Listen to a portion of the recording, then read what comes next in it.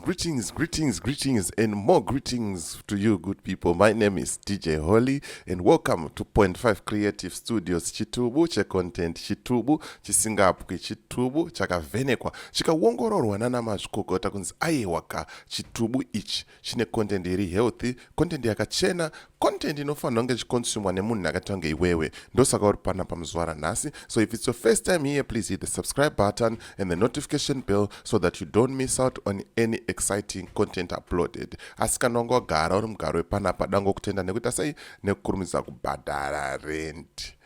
And kana ungogara uchiona mavideo epanapa usati wasubscribe ndongokuti chingobaya subscribe button umbowangozvibva handitika. Thank you very much. Ndaona wabaya manje.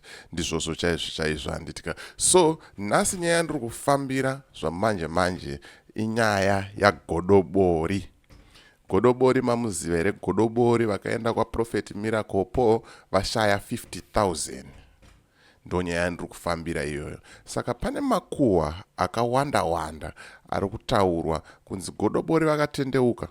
Vamwe vari kuti Godobori Vakabhadharwa kuti aite zvaari kuita izvi. Inhangu handizozivo zvangu inini. Ndinongouya neumbo ndokuratidzai toonesana kuti ichokwadi here kana kuti kuita sei kunyeba handitika. Saka hatisati tapinda muvhidhiyo iri ndikuti kana une bhizinesi raunaro rauda kushambadzirwa ndibate, nhamba dzangu ndodziri kubuda pasi apa handitika. Kana une nyaya yaunayo yauda kuripota ndibate futi pasame number ipapa handitika. Tofambira nyaya dzacho. Regai tijambire muvhidhiyo timbokurangaridzai zvakaitika kumashure tozopinda muvhidhiyo chekuti rakaitika recently handitika. Tinzwe Godobori vachita sei vachitaura iyi vhidhiyo yekumashure. Pamba penyu pane gomba riripo rinorasirwa marara. Mariona? Ichokwadi riripo. Muti uyu muti rudziwe kune mango nemushanje wechirungu. Right. Karoti kanaenda kutoilet. Ndora kuti muende kugomba ikoko kanditika mosvika munofukura gomba. Mugomba imomo makaiswa mari. Mune wakadzi gomba remarara. Mugomba remarara. Imune wakadzi watatu handiti? Hongu ndine barika. Muchenjerere pavakadzi venyu. Vane wacho achakukuwadzisai. Aiwa ndazvinzwa Prophet, ndiri kukumbira kuti mundudze kuti ndeupi wacho pavatatu apa. Vane wacho achadii? Handisipo pakuputsa musha wenyu? Imi tangai maenda kugomba munofukura. Munotora mari varidzi moichengetedza, kana varidzi vauya movadzorera mari yavo kuitira kuti musazosangana nedambudziko rekunzi maba kana kuti hamuna kuwimbika kubasa renyu kwamunenge muchiita. Ndai munofukura pagomba. Asi pavakadzi vamuinavo vakadzi venyu vari vatatu handitika? Wani wacho mumungwarire. Inini kuti ndiye kuno ndo zvakaitika izvi kumashure about 2 weeks ago. And sada kuti chipinda muvhidhiyo raGodobori vakutaura ivo testimony, vakutestifya. Then toona kuti vakatendeuka here zveshuwa kana kuti vakapiwa mari kunzi vaite sei vaite zvavari kuita izvi handitika. Regai titeerere apapa mira ndidzoke mumashure mbichana munyasonzwa pari kutangira mumungwarire. Inini kuti ndiye kunoku ndane 2 weeks. Ndakatonzwa kunoku nemukadzi wangu wekutanga mushure mekunge ini ndashayiwa mari mudare mangu inoita iyo 50,000. Saka murunzwa Godobori vari kuti ndane 2 weeks. Kuuya kunoku ndane 2 weeks. Zvichireva kuti vane masvondo maviri vachipinda chechi. Saka mubvunzo uripo kuti Godobori vakatendeuka here kana kuti? Regai tinzwe matauriro avari kuita sei avari kuita. But vari kutaura ivo kuti vane chii? Vane 2 weeks. Inini kuti ndiye kunoku ndane 2 weeks. Ndakatonzwa kunoku nemukadzi wangu wekutanga mushure mekunge ini ndashayiwa mari mudare mangu inoita iyo 50,000. Saka tauya muno profeti vakandibvunza nyaya, ndikataura nyaya yese zvainge zvaitika kusvika pandikazoshaya mari iyi. Vakandiudza profeti vakati mari iripo unoiwana. Vakandiudza kuti mari yakachererwa mugomba remarara. Zvechokwadi ndakachera ndikaona mari yakaputiridzwa nemaplastic 4. Chiboisa maoko kuna Jesu ka. Powerful. Saka ndichinge ndawana mari ndakaitora ndikaidzorera mudare. Asi vakadzi vangu vese vari vatatu ndakavabvunza, hapana akabvuma. Hapana akabvuma kuti ndini ndakaita sei? Ndakatora mari. Saka mukadzi wangu wekutanga, sezvo inini ndaimupa mhosva kuti ndianga akatora mari, akatsamwa zvokuti kutaura kwandiri kuita izvezvizvi akamboenda kwasisi vake. Mukadzi wechipiri ane rasta.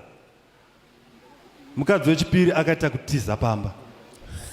Zuva randakawana mari, zuva randikabva pano, ndichivaudza vese kuti uyai muungane mudare munditaurire kuti chii chakaitika. Kuma 5-6 akatiza. Rasta wakabva warwa pasi. Izvezvi ndasarawa ne1 mudiki-diki. Ndiye asara pamba. Ayo ngatibatsirei Godobori kutenda Mwari pano. Vauya kuzotenda kuti $50,000 yanga yakabiwa iri mudare yakanowanikwa exactly paungaudzwa nemunhu waMwari kuti ndo pairi. Godobori ndokutenda ine kudzoka nekuzopa uchapupu kuti zveshuwa kwadi mari takadini, mari takaiwana. Ndinoda kuti mutauro soko kune vamwe vanenge vachida kubatsirwa, soko 1 or 2 words kuna vanoda kubatsirwawo nemunhu waMwari. Vatsvawo sezvamanga makaita musi uyo vanenge vachidhauta kuti zvakamira sei. Awa ndinotenda. Inini ndinoshandisa mweya kuti ndizobvuma kumukadzi wangu kuti ndizoya kuna profeta ava. Ndakatovarota profeta ava ndasingavazive, asi ndakatovaroteswa. Ndichitoudzwa nevakuru zvichinzi munhu waMwari akachena, haana kana chaanobata. Nganga dziri kupupura baba. Hanzi munhu waMwari akachena mumataro. Ichokwadi mudare mangu hapana akandiudza, nokuti tinongoshandisawo mweya. Saka tine mweya inotiudzawo kuti munhu uyu akaita sei. Profeti vakachena, havana kana, ende Mwari wavo ndiMwari wemazokwadi, Mwari wechokwadi, Mwari anosunungura, nokuti ndasingafungiri kuti mari tichaiwana. Saka ndaida kuti inini ndivabvunze kuti pavakadzi vangu vari vatatu ava,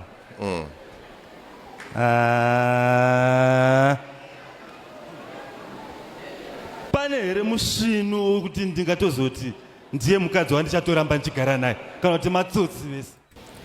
Right. Manzwa Godobori achitestifya kuti it's a testimony. Profeti vakachena, profeti havana zvipomerwa. But mukuteerera nemukuongorora kune munhu anditumirawo clip iri, ndaonawo zvinhu zviviri zvitatu zvatoda kuti tikurukure panapa. Naika toonesana kuti here pane mashoko ataurwa naGodobori ekuti hanzi mukadzi wangu ndiye akandimanikidza kuuya panapa. That was 2 weeks ago. Then this week vari kutaura ivo Godobori kuti hanzi ndakaita kurota profeti. Zvinova izvo zvakonzeresa kuti vanhu vavhunduke, vakatya mari kuti zvisi staged here zvinhu izvi, hazvina kusotwa here zvinhu izvi. Zviriko here zvinhu zvakadai so. Saka inini munozadingitirana ndofamba naro nderehumbo. Hazvina basa kuti ukanakirwa kana kusanakirwa, indongokuratidza kuti ona hanzi namudara chiweshe tinonongedzera pakaboka tomva tati yeti yakaita sei yakaboka nditi but aiwa ndiri kuuya in peace ndoda kungokuratidzaiwo zvinenge zvakavanzika zvamusingaite sei zvamunenge musina kuonawo ini ndakatooneswawo ndasina kuita sei ndasina kuzviona nditika saka regai titeerera pamunzwe oipinda mumatare here kana kuti aiti muuye kunoko ndiani iye mudzimai wangu ndiye atondimanikidzira kuti tiuye kunoko. Alright. Ini ndaasingatombodi zvekuuya kunoko. Yapoza hazvifambirani. Ichokwadi prophet. Hazvifambirani. Kuti ndizobvuma kumukadzi wangu kuti ndizoya kuna prophet ava ndakatovarota prophet ava ndasingavazive. Asi ndakatovaroteswa. Ndichitoudzwa nevakuru zvichinzi munhu waMwari akachena. Haana kana chaanobata. Mana. Wakomana. Godobori last 2 weeks makadi kutiudza kuti ndaisada kuuya ndamanikidzwa nemukadzi wangu asi ndakarota prophet mumatare. Ndakarota prophet mumatare vachinzi vakachena munhu waMwari ndosaka ndakazobvuma. Eno zvimakutaura izvozvo nhasi. Pane question mark awo ndo pari kutaurwawo nevanhu kunzi Godobori vanenge vakabhadharwa mari kunzi vaite sei vaite zvavari kuita izvi nekuti hazvina chokwadi mukati uyezve hazvina umbowo. Pakashata baba. Rega ndidzokerawo mashure mbichana tizvinzwire pamwe munogona kuti hola rotibhaisa muzvinzwire mega kuti aufa anobvunzwa kunzi panapa mauya nani maunzwa nani tarere kana kuti aiti muuye kunoko ndiani iye mudzimai wangu ndiye atondimanikidzira kuti tiuye kunoko. Alright. Ini ndaasingatombodi zvekuuya kunoko. Hanzi iye mudzimai wangu ndiye andimanikidzira kuti ndiuye kunoko. Akaudzwa nezvaprofeti. Audzwa nezvaprofeti vamanikidzwa kunzi handei. Angarota here. Akadi kumba ataura ipapo kuti ndakaudzwa nezvaprofeti ndaisada kuuya asi hopedza ndakazorota ndazongotorega ndimboteerera.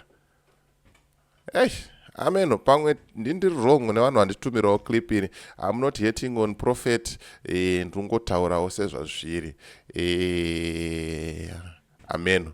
Kuti bo here kana kuti. But inini hangu so far. Inini my personal opinion on this one I'm not convinced. Ndikuramba. Regeza ti play this week imunzwe. Hazvifambirani. Ichokwadi prophet. Hazvifambirani. Kuti ndizobvuma kumukadzi wangu kuti ndizoya kuna prophet ava ndakatovarota prophet ava ndasingavazive. Asi ndakatovaroteswa. Ndichitoudzwa nevakuru zvichinzi munhu waMwari akachena. Haana kana chaanobata. Mawana. Pamba penyu. Mawani. Ndo video ranga ndangokubatirai randakuratidzei. Vanhu vane maonero akasiyana, vanhu vane mafungiro akasiyana, but there's no need yekuti tutukane. Tungoonesana. Hanzi simbi inorodza imwe simbi. So ndo zvanga ndangofambira zvamanje. As for me, DJ Holly and the rest of the crew behind the scenes, it's bye for now. Ngatisangane muvideo rinotera.